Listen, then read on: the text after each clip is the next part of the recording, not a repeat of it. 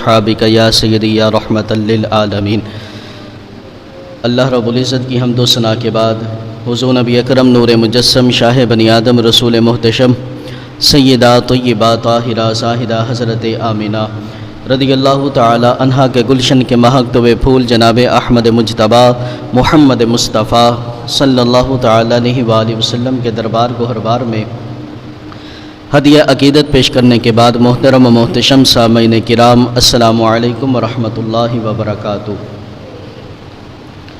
پچھلے جمعۃ المبارک میں ہم نے نماز عشاء تک نماز کی فضیلت اور نماز کی رکعتیں سماعت کی تھیں۔ نماز عشاء میں نماز وتر تک پہنچے تھے۔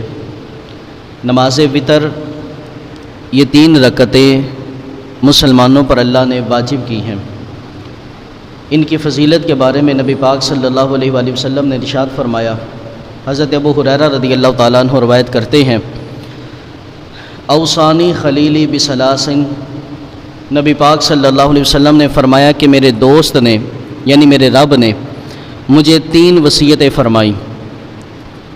فرمایا کہ لا ادعوہن حتی اموتا، کہ یا رسول اللہ صلی اللہ علیہ وآلہ وسلم جب تک آپ کی ظاہری زندگی ہے تب تک آپ نے یہ 3 کام مضبوطی سے پکڑ لینے ہیں، ان 3 کاموں کو چھوڑنا نہیں۔ وہ 3 کام کون سے تھے؟ فرمایا صومی ثلاثۃ ایام من کل شہر، ہر مہینے 3 دن کے روزے رکھنا، جسے ایام بیت کہا جاتا ہے۔ 3 دن کے روزے رکھنا، وصلاۃ الضحیٰ، اور چاشت کی نماز پڑھنا، اور تیسرا عمل فرمایا ونوم علی وتر، اور یا رسول اللہ صلی اللہ علیہ وسلم تیسرا کام یہ ہے کہ سونے سے پہلے نماز وتر ادا کرنا۔ یہ 3 کام ایسے ہیں کہ فرمایا کہ یا رسول اللہ صلی اللہ علیہ وسلم ان 3 کاموں کو مضبوطی سے پکڑ لیں، انہیں کبھی چھوڑے نہ۔ وتر کی نماز ادا کرنا، چاشت کی نماز ادا کرنا، اور ہر مہینے 3 روزے رکھنا۔ اسی طرح حضرت مولا علی رضی اللہ تعالیٰ عنہ آپ سے روایت ہے، آپ فرماتے ہیں الوتر لیس بحتم بصلاتکم، فرماتے ہیں کہ نماز وتر یہ تمہاری دوسری نمازوں کی طرح فرض نہیں ہے، نماز وتر فرض نہیں ہے، ولیکن سن رسول اللہ صلی اللہ علیہ وسلم، ہاں یہ نماز وتر رسول پاک صلی اللہ علیہ وسلم کی سنت ہے، یہ نبی پاک صلی اللہ علیہ وسلم نے یہ طریقہ بیان فرمایا۔ وقال اللہ، اور فرمایا نبی پاک صلی اللہ علیہ وسلم نے اللہ وتر، اللہ تاک ہے یعنی وہ واحد ہے، اللہ وتر ہے، یحب الوتر، وہ وتر کو پسند فرماتا ہے۔ فاوتروا یا اہل القرآن، فرمایا اے اہل قرآن تم بھی وتر سے محبت کیا کرو، وتر کو ادا کیا کرو۔ اسی طرح ایک رسول پاک صلی اللہ علیہ وسلم کے صحابی حضرت ابو ولید رضی اللہ تعالیٰ عنہ روایت کرتے ہیں، کہتے ہیں خرج علینا رسول اللہ صلی اللہ علیہ وسلم، کہ ایک دن نبی پاک صلی اللہ علیہ وسلم ہمارے پاس آئے، فقال، تو نبی کریم علیہ السلام نے ارشاد فرمایا ان اللہ قد امدکم بصلاۃ، فرمایا کہ اللہ رب العزت نے تمہاری ایک نماز کے ذریعے مدد فرمائی ہے۔ وہ نماز کتنی برکت والی ہے؟ فرمایا وَهِيَ خَيْرٌ لَكُم مِّنْ حُمْرِ النَّعَمِ، سرخ اونٹ اللہ کی راہ میں پیش کرنے سے زیادہ بہتر وہ نماز ہے۔ سرخ اونٹ بڑا قیمتی اونٹ عرب کے اندر تصور کیا جاتا تھا، بڑا مہنگا اونٹ تصور کیا جاتا تھا۔ فرمایا وہ سرخ اونٹ اللہ کی راہ میں صدقہ دینے سے، قربان کرنے سے، پیش کرنے سے زیادہ بہتر ہے۔ وَهِيَ خَيْرٌ لَكُم، وہ نماز تمہارے لیے سرخ اونٹ پیش کرنے سے زیادہ بہتر ہے۔ اس نماز کا نام کیا ہے؟ فرمایا وَهِيَ الْوِتْرُ، وہ نماز وتر ہے۔ نماز وتر کو ادا کرنا یہ سرخ اونٹ اللہ کی راہ میں پیش کرنے سے زیادہ اس کا اجر ہے۔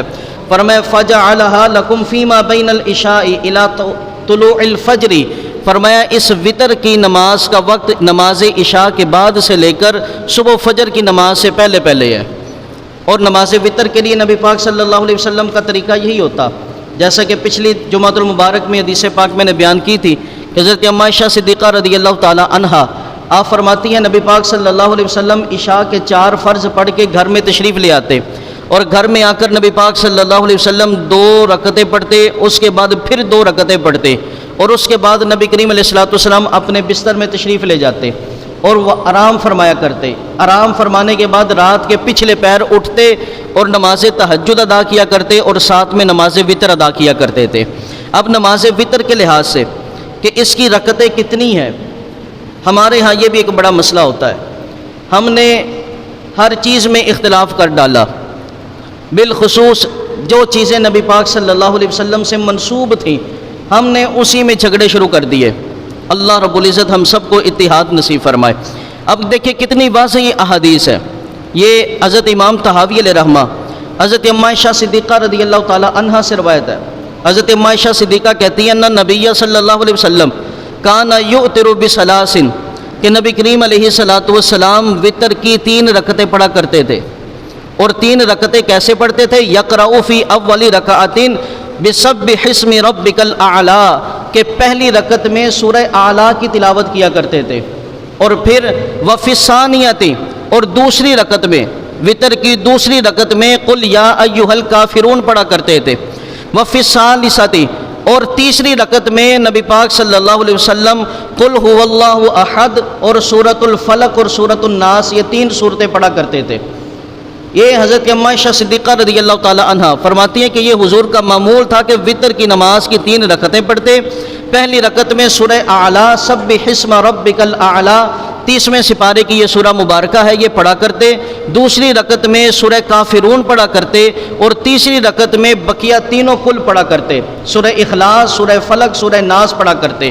اسی طرح صحیح مسلم شریف کی حدیث پاک ہے، حضرت ابو سلمہ رضی اللہ تعالی عنہ روایت کرتے ہیں قال سألت عائشہ عن صلاۃ الرسول صلی اللہ علیہ وسلم، حضرت ابو سلمہ کہتے ہیں میں نے ام عائشہ صدیقہ رضی اللہ تعالی عنہا سے پوچھا کہ مجھے بتائیں نبی کریم علیہ الصلوۃ والسلام کیسی نماز پڑھا کرتے تھے۔ فقالت، سیدہ عائشہ صدیقہ رضی اللہ تعالی عنہا فرماتی ہیں کان یصلی 13 رکعات، نبی کریم علیہ الصلوۃ والسلام 13 رکعتیں پڑھا کرتے تھے۔ کان یصلی، یہ ماضی استمراری کا صیغہ ہے، مطلب یہ کہ نبی کریم علیہ السلام ہمیشہ 13 رکعتیں پڑھا کرتے تھے، اور پھر ان کی تفصیل بیان کرتی ہیں۔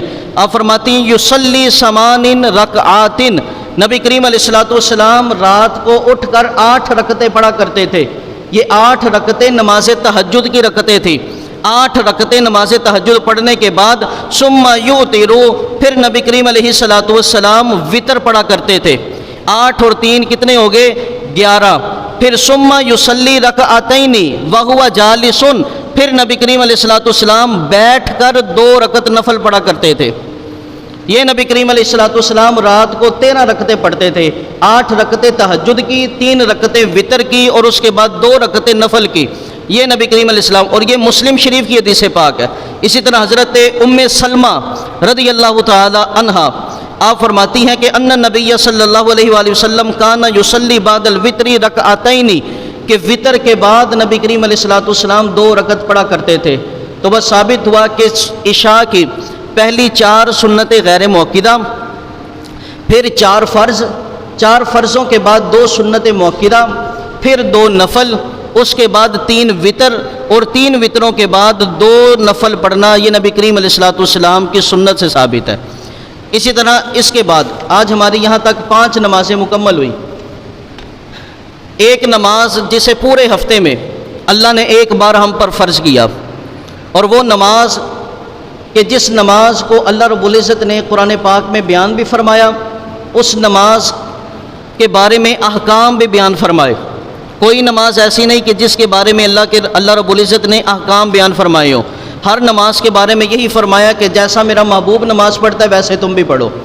لیکن نماز جمعہ، اس کے مکمل احکام اللہ نے قرآن پاک میں بیان فرمائے۔ فرمایا یا ایھا الذین آمنوا اذا نودی للصلاۃ من یوم الجمعۃ فاسعوا الی ذکر اللہ، اے ایمان والو جب جمعے کے دن اذان دی جائے نماز کے لیے تو پھر اپنے کام کو چھوڑ کر اللہ کے ذکر کی طرف بھاگو۔ یہ جو جمعے سے اب تقریر سے قبل جو اذان ہوئی تھی نا، یہ نماز جمعہ کی اذان ہوتی ہے۔ یہ اذان ہوتے ہی مسلمان کو چاہیے کہ وہ نماز جمعہ کی تیاری اور نماز جمعہ کی طرف چلنا شروع کر دے۔ اگر اس دوران اگر کوئی کاروبار کرے، اپنی دکان کھول کر بیٹھا رہے، نماز جمعہ کی تیاری یا نماز جمعہ میں معاونت کے لیے کوئی عمل نہ کرے تو وہ بندہ حرام کام کر رہا ہے، گناہ کبیرہ کا مرتکب ہے۔ جیسے ہی نماز جمعہ کا اذان ہو جائے تو مسلمان کو چاہیے کہ وہ اپنے کام کاج کو چھوڑ کر نماز جمعہ کی تیاری کی شروعات کر دے اور جلدی سے جلدی مسجدوں کی جانب چل پڑے۔ نماز جمعہ کی فضیلت دیکھیں کتنی ہے۔ نبی پاک صلی اللہ علیہ وسلم نے ارشاد فرمایا، حضرت سلمان فارسی رضی اللہ تعالیٰ عنہ اس حدیث پاک کے راوی ہیں۔ امام بخاری علیہ رحمہ نے اپنی کتاب الجمعہ کے اندر اس کو روایت کیا ہے، 843 نمبر یہ حدیث پاک ہے۔ نبی پاک صلی اللہ علیہ وسلم نے فرمایا، لا یغتسل رجل یوم الجمعۃ ویتطہر ما استطاع من طہر، فرمایا جو بندہ جمعے کے دن جمعے کی نماز کے لیے غسل کرتا ہے اور طہارت کرتا ہے جتنی وہ طہارت کی استطاعت رکھتا ہے، فرمایا کہ وَيُدَّهِنُ مِن دُهْنِهِ أَوْ يَمَسُّ مِن طَيْبٍ، اور اپنی آنکھوں میں سرما لگائے، سر میں تیل لگائے اور اپنے کپڑوں پہ خوشبو لگائے، اور پھر وہ ثم یخرج، اپنے گھر سے نکل جائے، اور جب مسجد میں آئے فلا یفرق بین اثنین، دو بندے بیٹھے ہوں تو ان کے درمیان فاصلہ نہ کرے، دو بندے بیٹھے ہوں تو ان کے درمیان گھس کے نہ بیٹھ جائے۔ ہمارے ہاں یہ بڑا ایک مسئلہ ہے، میں نے بارہا اس بات کی طرف ترغیب دلائی ہے کہ بھائی جب بھی آپ آتے ہیں صفوں میں ترتیب کے ساتھ بیٹھا کریں، جب اگلی صفیں خالی ہوں گی تو پیچھے آنے والے بندے جناب وہ کندھے کو پھلانگ کر ہی آگے آ کر بیٹھیں گے۔ کوشش کیا کریں صفوں کو پوری ترتیب کے ساتھ فل کیا کریں تاکہ بعد میں آنے والا کسی کو دھکا دے کر، کسی کو ادھر کر کے، کسی کو ادھر کر کے اپنی جگہ نہ بنائے۔ نبی پاک صلی اللہ علیہ وسلم نے فرمایا کہ جب کوئی بندہ آئے تو اپنی جگہ پہ بیٹھے، دو بندوں کے درمیان گھس کر نہ بیٹھے۔ ثم یصلی ما کتب لہ، پھر وہ نماز پڑھے جو اللہ نے اس پہ فرض کر دی ہے۔ ثم ینصت، پھر وہ خاموشی کے ساتھ سنے۔ اذا تکلم الامام، جب امام خطبہ پڑھے، فرمایا الا غفر لہ ما بینہ و بین الجمعۃ، گزشتہ جمعے اور موجودہ جمعے کے درمیان جتنے گناہ ہوں گے اللہ سارے بخش دے گا، اللہ سارے بخش دے گا۔ بس کام کیا کرنا ہے؟ جمعے کے دن غسل کرنا ہے۔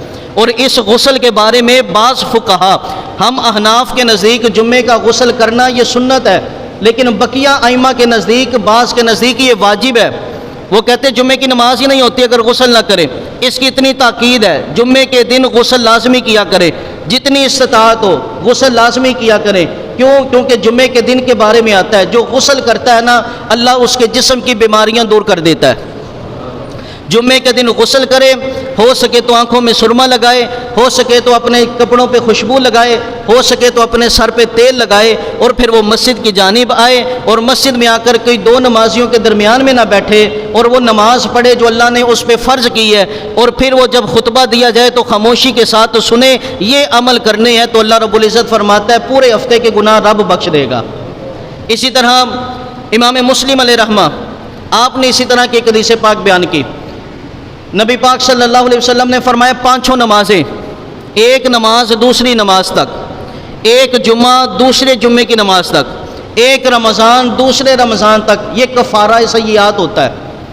فرمایا کہ ایک نماز سے دوسری نماز کے درمیان تک انسان جو خطائیں کرتا ہے نا، گناہ کرتا ہے، فرمایا دوسری نماز جب وہ پڑھتا ہے نا اللہ درمیان والے گناہ معاف فرما دیتا ہے۔ اسی طرح ایک جمعے سے دوسرے جمعے تک، ایک جمعہ پڑھا اگلے جمعے، اگلی نماز پڑھنے سے پہلے جو گناہ ہو گئے اللہ سب کی بخشش فرما دیتا ہے۔ ایک حدیث پاک میں تو یہاں تک ارشاد فرمایا گیا، فرمایا ایک جمعے کی نماز دوسرے جمعے تک، یہ 8 دن کے گناہ بھی اللہ معاف فرما دیتا ہے، مزید 3 دن اور اللہ گناہ معاف فرما دیتا ہے۔ لیکن ایک شرط نبی کریم علیہ السلام نے ارشاد فرمائی، فرمایا یہ نہ اب سمجھ بیٹھنا کہ اب جناب ایک جمعے کی نماز پڑھ لی، اب سارا ہفتہ گناہ کرتے رہے اور اگلے آگے جمعہ ہفتہ نماز 2 رکعت پڑھ کے ہم نے سمجھا جناب ہم تو نیکوکار بن گئے۔ سرکار دو عالم صلی اللہ علیہ وسلم نے فرمایا یہ کفارہ اس وقت تک ہے جب تک تم کبیرہ گناہ نہ کر لو۔ اگر کبیرہ گناہ کرو گے تو پھر وہ معافی نہیں ہوگی، کیونکہ کبیرہ گناہوں کی معافی کا ایک اپنا پروسیجر رب نے بیان فرمایا۔ اب یہ نہیں کہ بھائی کسی کا بندہ پیسہ دھوکے سے ہتھیا لے اور بعد میں کہ میں نے تو جناب 2 رکعت نماز پڑھ لی ہے تو میرا تو وہ معافی ہو گئی۔ نہ، جس کا پیسہ دھوکے سے لیا جب تک اسے واپس نہ کیا، اس سے معافی نہ مانگی اور پھر رب سے توبہ نہ کی، تب تک توبہ قبول نہیں ہوگی، تب تک توبہ قبول نہیں ہوگی۔ تو اس طرح جو کبیرہ گناہ ہیں ان کے کفارے، ان کے توبہ کے جو طریقے ہیں ان کے مطابق کی توبہ کی جائے تو توبہ ہوتی ہے۔ یہ جو غلطی سے یا کہہ لیں صغیرہ گناہ، یہ ان نمازوں کی برکت سے دور ہو جاتی ہے۔ اسی طرح نبی کریم علیہ الصلوۃ والسلام نے ارشاد فرمایا جب جمعے کا دن آتا ہے نا، جمعے کا دن آتا ہے، ایک حدیث پاک میں تو یہ ارشاد فرمایا گیا کہ فرشتے آ کر دروازے پر کھڑے ہو جاتے ہیں اور جو آنے والے ہوتے ہیں ان کے ناموں کو لکھنا رجسٹر پہ شروع کر دیتے ہیں۔ جو سب سے پہلے مسجد میں آتا ہے فرشتے لکھ دیتے ہیں کہ یا اللہ یہ بندہ ایسے ہی ہے کہ جیسے اس نے اللہ کی راہ میں اونٹ صدقہ کیا ہے، اسے اونٹ اللہ کی راہ میں صدقہ کرنے کا ثواب ملتا ہے۔ جو اس کے بعد آتے ہیں تو فرشتے لکھ دیتے ہیں کہ یا اللہ یہ بندہ ایسے ہی ہے جیسے اس نے ایک بیل اللہ کی راہ میں پیش کی ہے۔ تیسرے نمبر پہ جو لوگ آتے ہیں مسجد کے اندر تو وہ فرشتے لکھ دیتے ہیں کہ یہ ایسے ہی ہے جیسے اس نے ایک بکری اللہ کی راہ میں پیش کی ہے۔ پھر اس کے بعد جو آتے ہیں تو اللہ کے فرشتے لکھ دیتے ہیں کہ جیسے اس نے انڈا اللہ کی راہ میں پیش کیا ہے، اتنا اجر اس کے لیے لکھ دیا جاتا ہے۔ جب امام خطبہ دینے کے لیے، خطیب خطبے کے لیے ممبر پر آ کر بیٹھ جاتا ہے، فرشتے اپنے رجسٹر کو سمیٹ کر وہ بھی خطیب کے خطبے کو سننے کے لیے آ جاتے ہیں، وہ بھی پھر بیٹھ جاتے ہیں۔ اچھا، ایک حدیث پاک میں یہ آتا ہے کہ جب فرشتے آ کر بیٹھتے ہیں نا، وہ سارے مجمع کو دیکھتے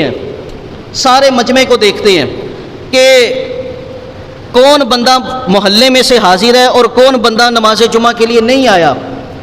اب جب سارے مجمع کو دیکھ کر نا فتقول الملائکۃ بعضهم لبعض، فرشتے پھر آپس میں باتیں کرتے ہیں، فرشتے آپس میں ایک دوسرے سے پوچھتے ہیں ما حبس فلانا، وہ فلاں بندہ کیوں نہیں آیا، اس فلاں بندے کو مسجد میں آنے سے، نماز جمعہ پڑھنے سے کس چیز نے روک دیا۔ جب ایک فرشتہ دوسرے فرشتے سے پوچھتا ہے نا تو فتقول الملائکۃ، تو پھر وہ فرشتے کہتے ہیں اللہم ان کان ضالا فہدہ، اے اللہ جو بندہ جمعہ پڑھنے نہیں آیا اگر وہ گمراہ ہے تو تو اس کو ہدایت دے دے، اگر وہ گمراہ ہے تو تو اسے ہدایت دے دے۔ پہلے نمبر پہ یہ دعا کرتے ہیں۔ پتہ چلا فرشتوں کو پتہ ہے ایمان والا بندہ جمعے کی نماز نہیں چھوڑ سکتا۔ فرشتے کہتے ہیں یا اللہ اگر وہ گمراہ ہے تو تو اس کو ہدایت دے دے۔ پھر وہ کہتے ہیں وَإِنْ كَانَ مَرِيضًا فَاشْفِهِ، یا اللہ اگر وہ بندہ مریض ہے تو تو اس کو شفا دے دے۔ بولو تو صحیح ذرا، اللہ اکبر۔ وَإِنْ كَانَ عَائِلًا فَأَغْنِهِ، پھر فرشتے کہتے ہیں یا اللہ اگر وہ تنگ دست ہے، محتاجگی کی وجہ سے مسجد میں نہیں آ سکا تو یا اللہ تو اسے غنی کر دے، تو اسے غنی کر دے۔ جو بندہ نماز جمعہ پڑھنے نہیں آیا فرشتے اس کے لیے یہ دعا کرتے ہیں، اور جو آ جاتا ہے اللہ فرماتا ہے میں نے سب کی دعا کو بھی قبول کر لیا ہے، ان کی بخشش بھی فرما دی ہے۔ اسی طرح حضرت اوس بن اوس رضی اللہ تعالی عنہ آپ روایت کرتے ہیں نبی کریم علیہ الصلوۃ والسلام نے ارشاد فرمایا جس نے جمعے کے دن غسل کیا اور جلدی مسجد میں حاضر ہو گیا اور امام کے قریب خاموشی سے بیٹھ گیا اور خاموشی سے بیٹھ کر اس نے خطبہ سماعت کیا، فرمایا اس کے لیے ہر قدم کے بدلے اللہ 1 سال کے روزے اور 1 سال کے قیام کا ثواب لکھ دیتا ہے۔ جو بندہ جمعے کے دن مسجد میں آئے، غسل کرے، مسجد میں آئے تو جلدی آئے، اتنا جلدی آئے کہ امام کے قریب بیٹھے، پہلی صفیں خالی ہوں تو ہم پیچھے بیٹھنے کو پسند کرتے ہیں، اللہ اکبر کبیرہ، لیکن میرے محبوب صلی اللہ علیہ وسلم نے فرمایا جمعے کے دن جو جلدی آئے اور امام کے قریب بیٹھے، امام کے قریب بیٹھے اور خاموشی سے غور سے خطبہ سنے، جو عربی خطبہ ہوتا ہے خاموشی سے غور سے سنے، تو نبی پاک صلی اللہ علیہ وسلم نے فرمایا جتنے قدم وہ اٹھا کر مسجد میں آیا ہوتا ہے نا، اللہ ایک ایک قدم کے بدلے 1 سال کی عبادت، 1 سال کے روزے، 1 سال کے قیام کا ثواب عطا فرماتا ہے۔ اسی طرح ایک دفعہ نا نبی پاک صلی اللہ علیہ وسلم مسجد نبوی شریف میں جلوہ افروز تھے کہ ایک دیہاتی آئے، وہ آ کر نہ دیکھا کہ صحابہ کرام علیہم رضوان مسجد بھری پڑی ہے، کہیں سے انہیں رستہ ملا تو وہ جناب پیچھے سے ایسے دیوار سے ہوتے ہوتے نا نبی کریم علیہ السلام کے پاس آ کر بیٹھ گئے۔ پھر ایک اور دیہاتی آئے تھوڑی دیر کے بعد، وہ دیکھا کہ جناب پیچھے جگہ انہیں ملی، آگے جگہ کچھ نظر آ رہی تھی نہیں آ رہی تھی، وہ پیچھے جہاں پہ انہیں جگہ ملی وہ وہیں پہ بیٹھ گئے۔ پھر کچھ دیر کے بعد ایک شخص آیا اور اس نے مسجد نبوی شریف میں دیکھا کہ جناب ابھی تو صحابہ بیٹھے ہوئے ہیں، ابھی تقریر چل رہی ہے، ابھی خطاب چل رہا ہے، نماز میں کچھ وقت ہے، تو وہ مسجد نبوی شریف سے کوئی کام یاد آ گیا تو وہ وہیں سے پلٹ کے واپس۔ نبی کریم علیہ الصلوۃ والسلام نے فرمایا صحابہ ان تینوں کی مثال ایسے ہی ہے، یہ جو امام کے قریب آ کر بیٹھ گیا ہے نا، یہ ایسے ہی ہے جیسے رب کی رحمت کے قریب آ کر بیٹھ گیا ہے، یہ ایسے ہی ہے جیسے رب کی رحمت کے قریب آ کر بیٹھ گیا، اور کہا یہ جو بندہ ہے نا پیچھے بیٹھ گیا، جس کو جہاں پہ جگہ ملی وہ وہیں پہ بیٹھ گیا۔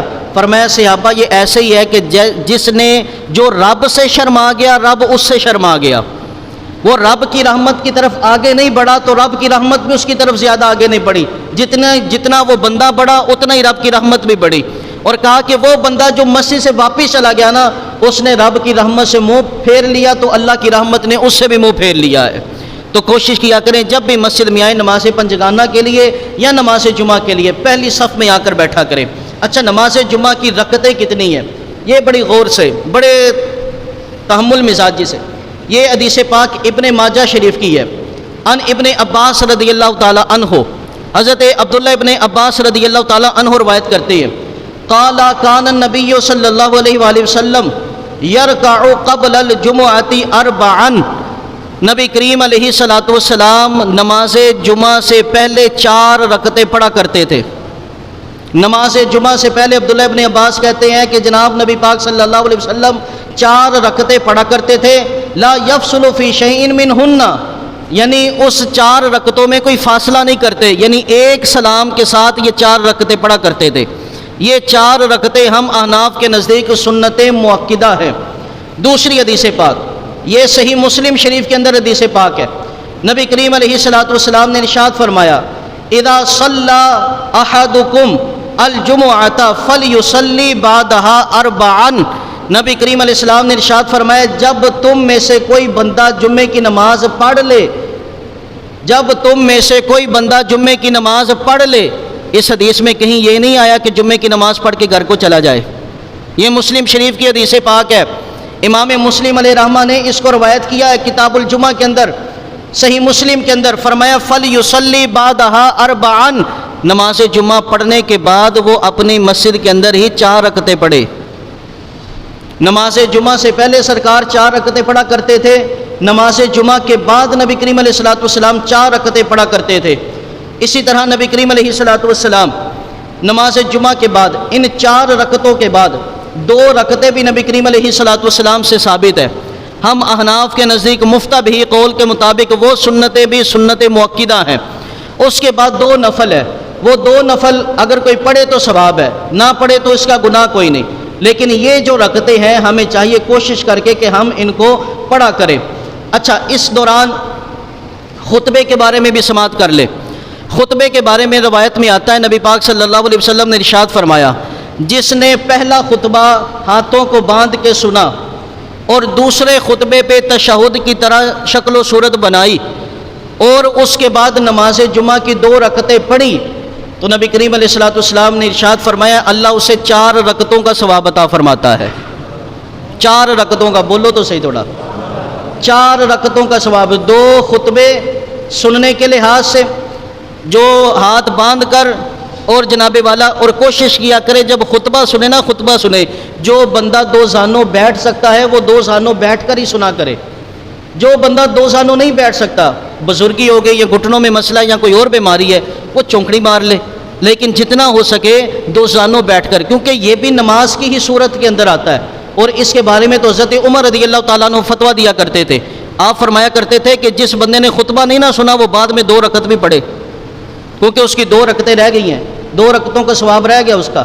لیکن بقیہ صحابہ رسول کے نزدیک خطبہ سننا یہ لازم ہے، فرض و واجب نہیں، تو اس لیے کہ اگر کسی نے خطبہ نہیں سنا اس کی نماز جمعہ ہو جائے گی لیکن ثواب میں کمی ہوگی، 2 رکعتوں کے ثواب میں اس کے کمی رہ جائے گی۔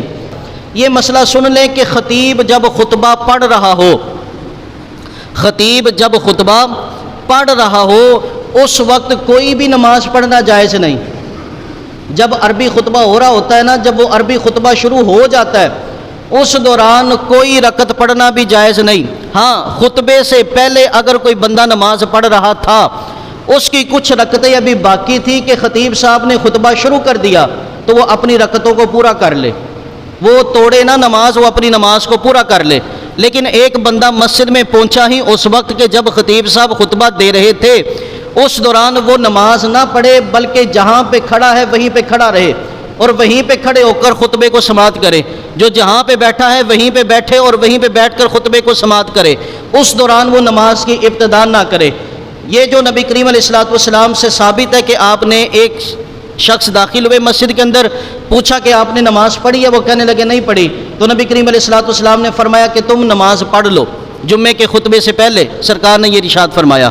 تو چاہیے یہ کہ جب بھی خطبہ شروع ہو اس سے پہلے اپنی رکعتوں کو مکمل کریں، اس سے پہلے نماز پڑھیں۔ اگر اس کے بعد خطبہ شروع ہونے کے بعد کسی نے نماز پڑھی تو یہ گناہ کبیرہ ہے، خطبے کو خاموشی سے سماعت کرنا چاہیے۔ تو اس حوالے سے یہ نمازیں ان کی ابتدا کب سے ہوئی، یہ بھی ایک بڑی معلومات۔ شرح معانی الاثار کے اندر حضرت امام طحاوی علیہ رحمہ ذکر کرتے ہیں، فرماتے ہیں کہ حضرت آدم علیہ السلام کی طرف اللہ نے جب توجہ فرمائی، لوگ یہ بھی باتیں کر دیتے کہ آدم کی توبہ قبول ہوئی، بھئی توبہ تو قبول تب ہوتی جب ان سے گناہ ہوتا۔ آدم علیہ السلام گناہوں سے پاک ہے، سارے نبی گناہوں سے پاک ہے، کسی نبی کے لیے گناہ کا لفظ بولنا جائز نہیں ہے، بلکہ حد کفر تک جا بندہ پہنچتا ہے۔ کسی نبی کے لیے ایسی جسارت نہیں کرنی چاہیے۔ اللہ رب العزت اور پیغمبر کے درمیان جو معاملات ہوتے ہیں وہ رب جانے، اس کا رسول جانے، لیکن امتی کو یہ زیب نہیں دیتا وہ بڑوں کے بارے میں ایسے الفاظ بولے۔ ہاں یوں کہہ دو کہ جناب اللہ رب العزت نے حضرت آدم علیہ السلام کی طرف توجہ فرمائی، جب آپ کی طرف توجہ فرمائی نا تو اللہ رب العزت نے اس وقت صبح کا وقت تھا، آدم علیہ السلام نے اس وقت شکرانے کے طور پہ 2 رکعت پڑھی، اللہ نے اسے نماز فجر بنا دیا۔ بولو تھوڑا سا، یہ نماز فجر حضرت آدم علیہ السلام کی یادگار ہے۔ اسی طرح حضرت ابراہیم علیہ السلام نے جب حضرت اسماعیل علیہ السلام کو ذبح کیا اور ان کے بدلے میں اللہ نے فدیہ عطا فرما دیا، اس وقت دوپہر کا وقت تھا، آپ نے جب دیکھا نا کہ اللہ نے میری قربانی بھی قبول کر لی اور اللہ نے میرے بیٹے کو بھی بچا لیا، تو اللہ رب العزت کے خلیل نے 4 رکعت نماز پڑھی، اللہ نے اسی کو نماز ظہر بنا دیا۔ حضرت نماز ظہر یہ حضرت ابراہیم علیہ السلام کی یادگار ہے۔ اسی طرح حضرت عزیر علیہ السلام یہ تقریباً 100 سال سوئے رہے ہیں، 100 سال تک یہ سوئے رہے۔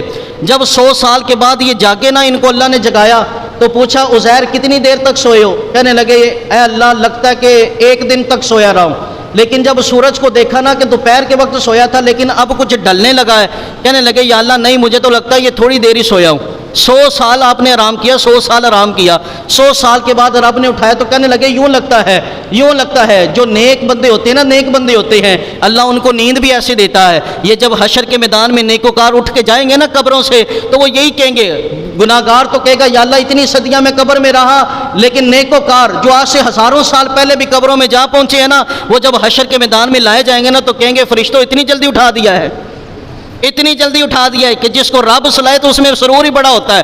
حضرت عزیر علیہ السلام یا اللہ تھوڑی دیر تو سویا ہوں، اللہ رب العزت نے فرمایا عزیر تو 100 سال تک سوئے رہے ہو۔ حضرت عزیر علیہ السلام نے کہا 100 سال سونے کے بعد تو نے مجھے جگایا، مجھے اٹھایا، مجھے دوبارہ سے زندگی دی۔ حضرت عزیر علیہ السلام نے اس وقت 4 رکعت پڑھی، اللہ نے اسے نماز عصر قرار دے دیا۔ یہ عصر کی نماز حضرت عزیر علیہ السلام کی یادگار ہے۔ اسی طرح حضرت داؤد علیہ السلام آپ نے اللہ رب العزت کی بارگاہ میں نماز پڑھنی شروع کی۔ جب نماز پڑھنی شروع کی نا، بعض روایات میں آتا ہے کہ آپ سے خطا ہوئی کہ آپ 3 رکعت پر ہی بیٹھ گئے، 2 رکعت پڑھنے کے بعد 4 پڑھنی تھی لیکن 3 پر ہی بیٹھ گئے، تو حضرت داؤد علیہ السلام 3 رکعت پڑھ کر ہی بیٹھ گئے۔ اللہ کو یہ ادا بھی اپنے پیغمبر کتنی پسند ہے، فرمایا اے داؤد اب قیامت تک مغرب میں جو بھی نماز پڑھے گا وہ 3 رکعت ہی پڑھے گا۔ میرے پیغمبر نے 3 پڑھی تو قیامت تک ساری امتیں 3 رکعتیں پڑھیں گی۔ اس کے بعد جب عشاء، اللہ اکبر کبیرہ، یہ آخری نماز، 5 نمازوں میں آخری نماز، یہ سب سے پہلے جس ہستی نے پڑھی اسے آمینہ کا لال کہا جاتا ہے۔ بولو تو صحیح ذرا، آخری نماز جس نے پڑھی ہے سب سے پہلے اسے آمینہ کا لال حضرت محمد مصطفیٰ صلی اللہ علیہ وسلم نبی کریم علیہ السلام نے عشاء کی نماز سب سے پہلے پڑھی۔ اور آج کا دن تو یارو بڑی خوشی کا دن ہے، آج کا دن تو بڑا خوشی کا دن ہے۔ آپ دیکھو کہ اللہ نے اپنے محبوب کو کس انداز میں بنایا، اور اللہ کے رسول کی ادائیں دیکھو کیسی ہیں کہ ہر لمحہ آپ کا ختم نبوت پہ دلیل بنتی ہے۔ نبی کریم علیہ السلام نبیوں میں آخری نبی، نبی کریم علیہ السلام کی کتاب آسمانی کتابوں میں آخری کتاب ہے۔ نبی کریم علیہ الصلوۃ والسلام کی امت تمام امتوں سے آخری امت ہے. نبی کریم علیہ الصلوۃ والسلام کی شریعت ساری شریعتوں میں سے آخری شریعت ہے. نبی کریم علیہ الصلوۃ والسلام کا زمانہ سارے نبیوں کے زمانوں میں سے آخری زمانہ ہے. اسی طرح نبی کریم علیہ السلام نے جس نماز کی ابتدا کی وہ بھی سب نمازوں سے آخری نماز ہے. آخری نماز ہے کہ اللہ کے رسول صلی اللہ علیہ وسلم آج 26 مئی ہے نا, 26 مئی ہے, کانا دجال جی جس کے بارے میں میرے رسول نے فرمایا جو میرے بعد نبوت کا دعویٰ کرے وہ دجال ہے. قادیان کا وہ دجال 26 مئی کو اپنے ہی پخانے گاہ میں اپنے ہی پخانے میں گر کے مر گیا. اور یہ ہمارے لیے بڑا خوشی کا دن ہے, یہ ہمارے لیے اظہار تشکر کا دن ہے. آج کے دن اپنے عہد وفا کرو کہ ختم نبوت پہ کام کرو, عقیدہ ختم نبوت پہ پہرا دو. یہ قادیان کا دجال کہا کرتا تھا کہ میں مکہ مدینے میں مروں گا, مکہ مدینے میں, اور یہ واحد وہ بندہ کہ جس کی قبر پہ اس کی موت کے دن اور تاریخ کا نام نہیں لکھا گیا.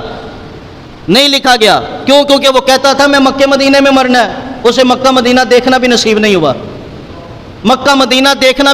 ہوا, اپنے پخانے میں گر کے. اس کی اپنی بیوی کہتی ہے مرنے سے پہلے 100 بار قضائے حاجت کے لیے اور پیشاب کرنے کے لیے جایا کرتا تھا.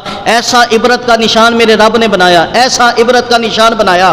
آج جو اس کے پیچھے لگے ہیں پتہ نہیں کس غرض سے لگے ہیں, لیکن اللہ کے فضل سے جن کے لوگوں کی ذہنوں میں اللہ نے عقلیں دی اور شعور دیا ہے, وہ کبھی بھی ایسے بندے کو نبی کیا, اپنا ولی کیا, استاد نہیں کوئی مان سکتا, اپنا بڑا نہیں مان سکتا جس کی ایسی عبرتناک انجام اللہ نے کیا ہو. تو اے مسلمانوں اپنے بچوں کو عقیدہ ختم نبوت سکھاؤ.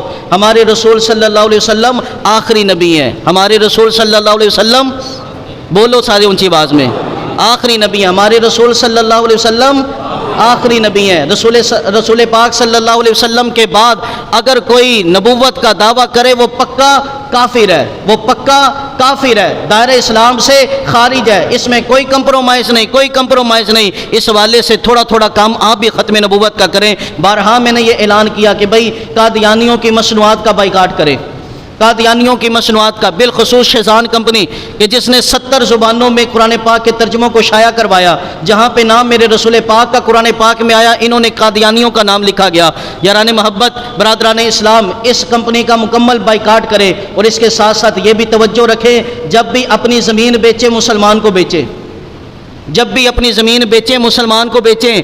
کسی مرزئی کو, کسی قادیانی کو ہم نے اپنی زمین نہیں بیچنی. اپنی زمین ہم نے کسی مرزئی, کسی قادیانی کو نہیں بیچنی. ہم نے اپنے محلے میں, اپنے شہر میں, اپنے وطن میں کسی مرزئی کو جگہ نہیں دینی. اللہ رب العزت ہم سب کو ختم نبوت کا کام کرنے کی توفیق عطا فرمائے.